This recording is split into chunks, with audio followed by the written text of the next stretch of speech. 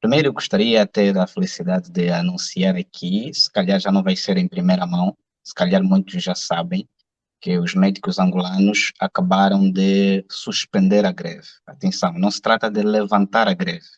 Nós não paramos com a greve, nós suspendemos a greve num período de 90 dias, que é o período acordado com a tutela, nomeadamente o Ministério da Saúde, o Ministério do Trabalho, Emprego e Segurança Social, em que em 90 dias faria-se então o possível para se resolver os muitos pontos constantes no caderno reivindicativo apresentado pelo nosso sindicato, a nossa entidade patronal. Portanto, o primeiro ponto desse caderno reivindicativo, que se calhar vamos falar muito mais tarde com detalhes, foi efetivamente resolvido com o reenquadramento do Dr. Adriano Manuel, especialista em pediatria, especialista graduado sênior em pediatria, no hospital pediátrico, lá onde ele trabalhava e onde ele nunca devia ter saído, foi reenquadrado e esse ponto ficou realmente resolvido. Os outros pontos precisam de tempo e esse tempo que foi dado. Mas para responder à pergunta, por que os médicos estiveram em greve nesses últimos 13 dias? Sim. Ok, é assim. O exercício da medicina e de qualquer profissão exige condições de trabalho. E essas Sim. condições de trabalho influenciam diretamente na qualidade do serviço, primeiro, que você vai prestar às pessoas, e segundo, na saúde do próprio profissional, e digo aqui especificamente saúde mental do próprio profissional. O que tem acontecido no nosso país, e que é diferente de países que têm a estrutura de saúde mais organizada, é que a nossa pirâmide ficou invertida. Ou seja, nós devíamos priorizar os serviços básicos de saúde, os serviços primários de saúde. E esses serviços são, são constituídos pelos postos médicos, pelos centros de saúde e pelos hospitais primários, nomeadamente os hospitais municipais. E esses hospitais devem ter condições, e as condições aqui são recursos humanos, primeiro, em quantidade e em qualidade suficiente para poder suprir a necessidade dos cidadãos, não é? Quando os recursos humanos não são quantitativamente melhores, eles sobrecarregam o médico ou os outros profissionais, nomeadamente os enfermeiros e os outros grupos profissionais que intervêm nesse trabalho, mas estamos a falar aqui especificamente dos médicos, sobrecarregam os médicos em grande maneira, não é? E diminui muito a qualidade de atendimento. E para o cidadão, para cada cidadão, que muitas vezes não tem noção dessa sobrecarga de trabalho, não é? Imputa a responsabilidade última para o médico, e o médico acaba levando por tabela. Já aconteceram situações de agressão física, a última aconteceu com um colega nosso no Hospital Geral de Benguela, em que infelizmente o colega, nem sequer era o médico assistente do doente, foi chamado pelos enfermeiros para acolher uma situação de urgência no internamento, e infelizmente o doente não resistiu pela patologia, carga de patologia que tinha e pelo tratamento que estava a ser feito, não resistiu e perdeu a vida. E os familiares, por simplesmente, caíram por cima do profissional, no caso do médico, desferiram golpes e foi uma situação muito feia de se ver. Mas muitas vezes o que aconteceu realmente podia ter sido evitado se o hospital tivesse condições, por exemplo. E o próprio familiar devia compreender que, tendo condições, por exemplo, os médicos fizeram tudo que tivesse ao seu alcance, mas mesmo com as condições criadas, infelizmente o paciente não resistiu. Portanto, esse é um dos pontos que eu pessoalmente considero muito mais importante desse nosso caderno reivindicativo, que é o ponto sobre as condições de trabalho, que seria o segundo ponto. Ok. Depois, e nesse ponto que eu acabei de falar agora, já liguei a questão das condições de trabalho e também a questão relacionada com a segurança dos médicos, que também, os médicos e os profissionais de saúde, atenção, vou sempre falar de médicos, mas quando isso acontecer, vocês entendam que eu estou a falar dos profissionais de saúde todos, Sim, sim. enfermeiros, técnicos de diagnóstico, inclusive os nossos colegas, os maqueiros, que desempenham um papel muito preponderante. Na verdade, é uma máquina e sem um grupo profissional, o outro grupo profissional tem grandes dificuldades em poder trabalhar. Pronto, Sim. então, respondi sobre a questão do reenquadramento do presidente do sindicato, Dr. Adriano Manuel, respondi sobre as Sim. condições de trabalho e também sobre a segurança do médico. E depois tem, obviamente, aquele ponto que, infelizmente, as pessoas dizem que é o que motivou os médicos a pararem, tem a ver com a remuneração, com os salários.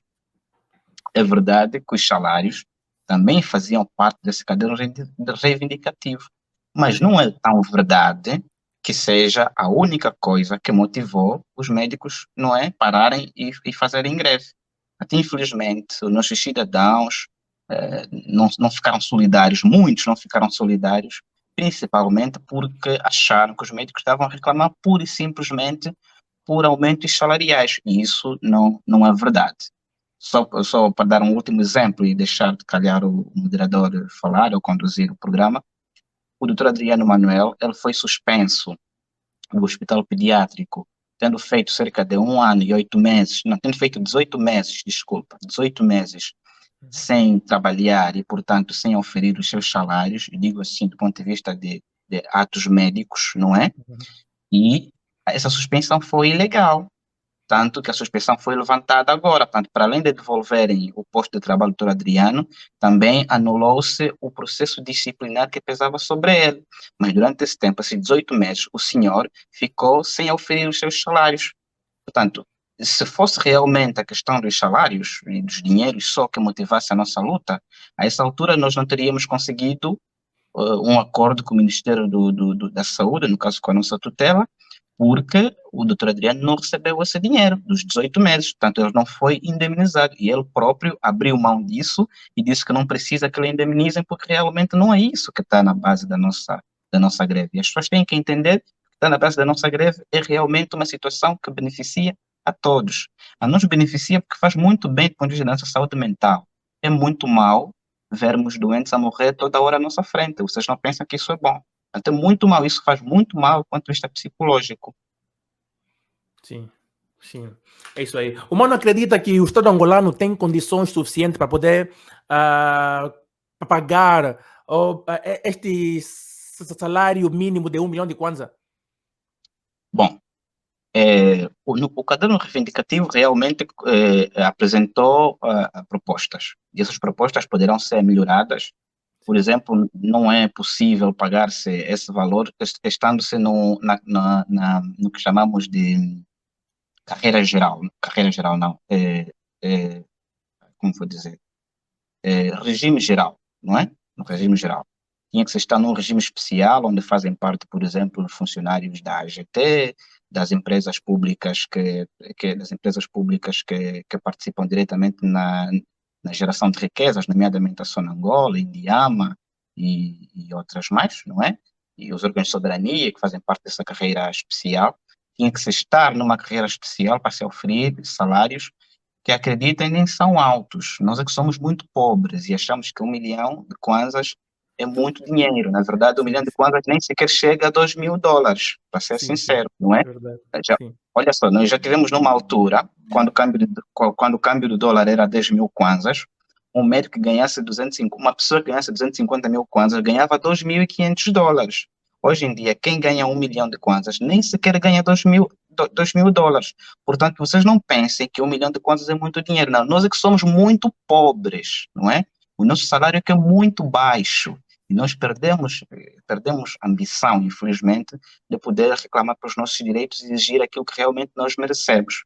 Portanto, e eu aqui seria um pouco a favor de, em vez de ser, do ponto de vista geral, aumentar o salário das pessoas, o Estado angolano, não é, na pessoa do governo, devia trabalhar realmente nas questões econômicas para que a nossa economia fosse muito mais robusta e o nosso dinheiro, o nosso kwanza, tivesse muito mais valor para que nós pudéssemos viver com dignidade com o que nós ganhamos agora.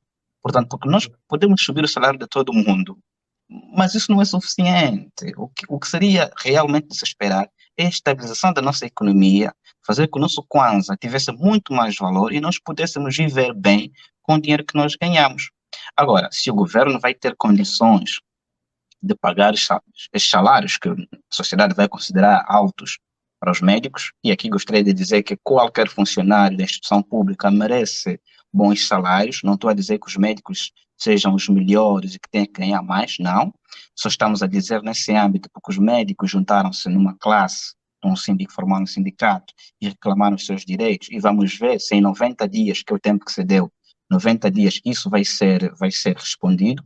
A verdade é que qualquer trabalhador da função pública e até trabalhador privado, qualquer família, qualquer trabalhador merece dignidade, merece um salário que consiga, pelo menos, fazer planos, sustentar a sua família, fazer poupança e tudo mais. Agora, se o governo vai conseguir, bom, sinceramente eu não sei se vai conseguir. A verdade é que condições nós temos. Portanto, nosso país tem muitas condições para que isso seja possível. O que não existe no nosso país, infelizmente, é a justa distribuição da renda nacional. Portanto, em que uns têm muitos e Sim. outros têm poucos, com particular, digamos, realce para aquelas pessoas que ainda desviam do horário para poder eh, satisfazer necessidades próprias, não é? Portanto, isso realmente não é bom, é mau.